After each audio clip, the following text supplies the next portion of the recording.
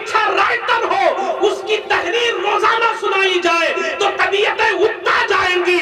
मगर अल्लाह का कुरान बचपन से सुनते आ रहे हैं, वही सूरह फातिहा अगर कुर्रा बदल बदल के पढ़े तो नया मजा आता है, नया लुत्फ आता है। ये कुरान की खूबी है। सौत वाला एक कारी भी मदऊ करो और सही माहौल में पढ़ाओ।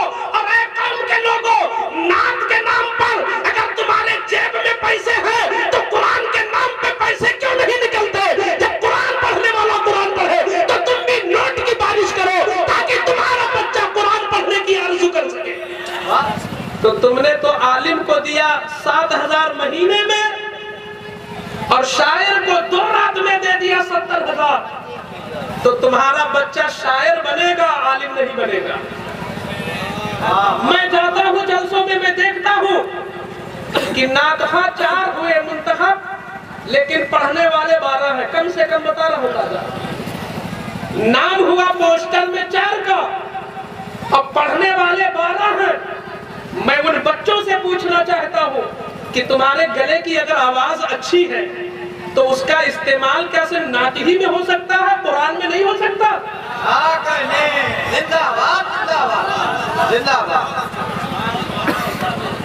किसी गांव में अगर जमात खड़ी होने हो और 4 शायर बुलाया बंगाल से, सब के सब इधर उधर भागेंगे कि कहीं नमाज पढ़ाने में कहते हैं। और अगर नात की बात आ जाए तो लाइन लगा लेंगे और नाज़िम इजलास पर टूट पड़ेंगे, पहले मुझको मौका दिया जाए। और कहते भैया 1 राउंड पढ़ाया, हमें 2 राउंड पढ़ाना। नात पढ़ो, राउंड न लगाओ। बहरहाल मैं कहना ये यहाँ तबलीग ये करना चाहता हूँ कि जैसे अच्छे वक्त में आप शायर को पढ़ाते हो, ऐसे अच्छे वक्त में किसी तालिए कुरान से तिलावत भी कराओ।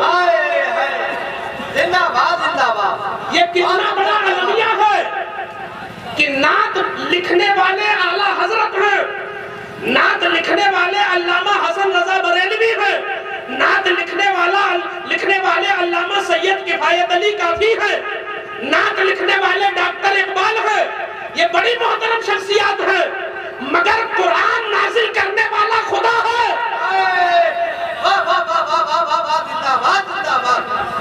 नारे तकबीर, नारे रिसालत, अज़मत कुरान। बोलियो कि बैठा रही हो, बोलो जोर से। अज़मत कुरान, अज़मत कुरान, शान हुफ़ाज़ इकराम, शान हुफ़ाज़ इकराम, शान कुर्राए इज़ाम। नारे तकबीर, नारे रिसालत। सुभान अल्लाह, सुभान अल्लाह, सुभान अल्लाह।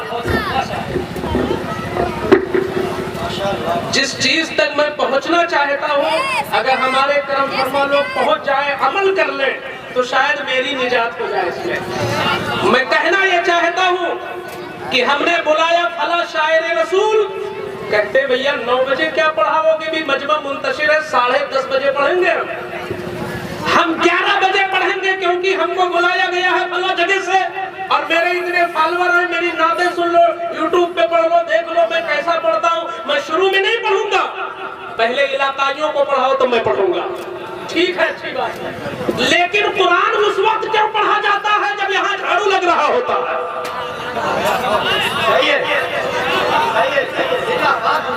क्या कुरान का यही दर्जा था कि जब फर्राश झाड़ू लगाए और कुर्सी बिछाने वाला कुर्सी लगाए और स्टेज पर कोई ना हो नाज़िम के सिवा, उस वक्त तुम कुरान पढ़ाते हो, और जब मजमा शबाब पर हो तब तुम नात पढ़ाते हो?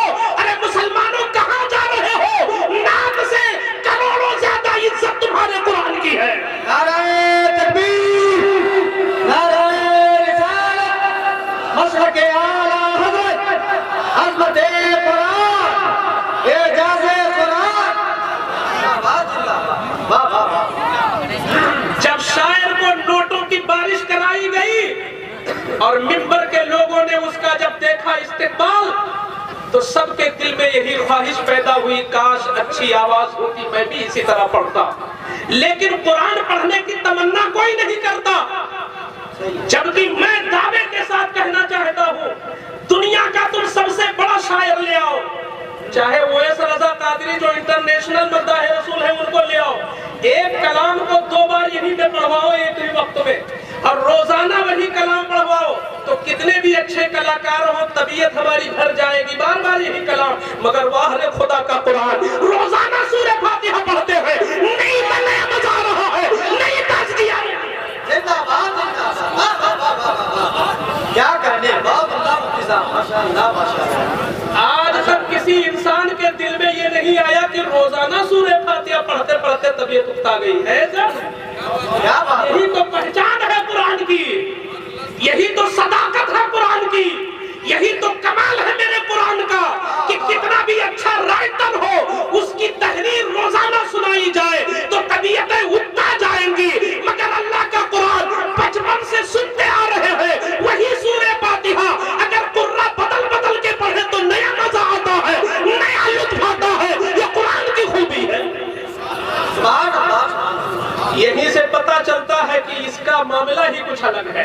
इसलिए मैं ये कहना चाहता हूँ, बल्कि इसको लाजिम समझ लो कि जैसे 10 बजे तुम नात पढ़वा करके उसकी ताजीम करते हो, इसी तरह एक अच्छा तालिए कुरान भी बदू करो। 5000 में शायर ही नहीं आते हैं, 5000 में कारी भी मिलते हैं। तुम 10,000 में शायर बुलाते हो, 300 में कारी। सही है, सही है। 500 रुपया और एक खुराक खाना बेकारी नहीं। अगर तुम ऐसी बदसलूकी करोगे तो शायद अल्लाह को तुम्हारी जरूरत ना हो।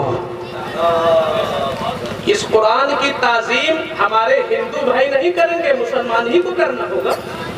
यहूदी नहीं करेगा, नसरानी नहीं करेगा, मुसलमान को ताजीम करनी पड़ेगी। तो हम क्यों ऐसा करते हैं कि टूटे फूटे माहौल में तालिए कुरान पढ़े और अच्छे माहौल में शायर पढ़े? नहीं, ठीक शबाब पर हो तो मैं ये लाजिम करता हूँ अपनी तरफ से, मैं रिक्वेस्ट करता हूँ कि अपने जलसे में एक ऐसा अच्छी आवाज वाला, अच्छे लबो लहजे वाला और हुस्ने सौत वाला एक कारी भी मदऊ करो और सही माहौल में पढ़ाओ। और ऐ कौम के लोगों, नात के नाम पर अगर तुम्हारे जेब में पैसे हैं तो कुरान के नाम पे पैसे क्यों नहीं निकलते? जब कुरान पढ़ने वाला कुरान पढ़े तो तुम भी नोट की बारिश करो ताकि तुम्हारा बच्चा कुरान पढ़ने की आरज़ू कर सके। जिंदाबाद जिंदाबाद जिंदाबाद। तो आने वाले जलसे में कारी साहब के हवाले से मैं ये यहाँ के जिम्मेदारों को कहता हूँ कि आपके पोस्टर में एक खाना हो और उम्दा से उम्दा कारी आप मदऊ करो उसमें और पढ़ेगा इंशाअल्लाह अच्छे माहौल में, ताकि बनकटी के इलाके वाले जाने कुरान इस तरह पढ़ा जाता है। और हमारी आज भी बढ़ा दिया जाए, अगर कोई अच्छे कारी हो तो 2-3 आयतें बढ़ा दी जाए। कोई जरूरी है कि शायर से 4-4 राउंड लगाया जाए? अरे कुरान तो पढ़ना भी इबादत है और पढ़ने वाले को जितना सवाब मिलेगा सुनने वाले को उतना ही सवाब मिलेगा।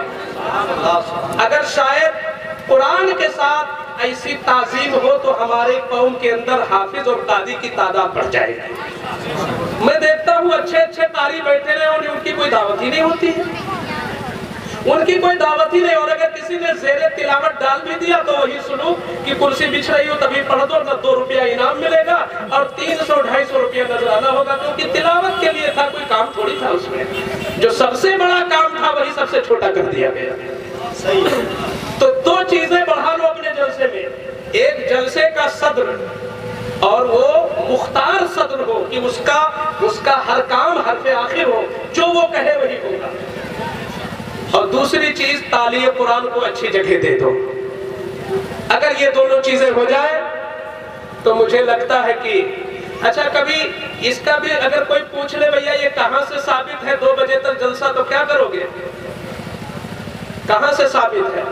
अरे शरीयत में तो ये लिखा है कि अगर इशा के बाद तुम्हें ये लगता है कि उठ नहीं पाऊंगा फजर में तो जागना ही मकरूह है इशा के बाद। और ये हमारे जलसों की तरतीब है कि कोई सफर में नमाज छोड़ रहा है, कोई स्टेज ही पे सो गया, कोई कमरे में जाके सो गया। जलसा तो इसलिए हुआ था, जलसा तो इसलिए हुआ था। ले आओ। मुझे लगता है कि ये तफसील मेरे करने के बजाय अगर वो मुस्लिह और जलसे का सद्र अगर स्ट्रांग होगा तो ये सारी कमियां खुद ब खुद दूर हो जाएंगी।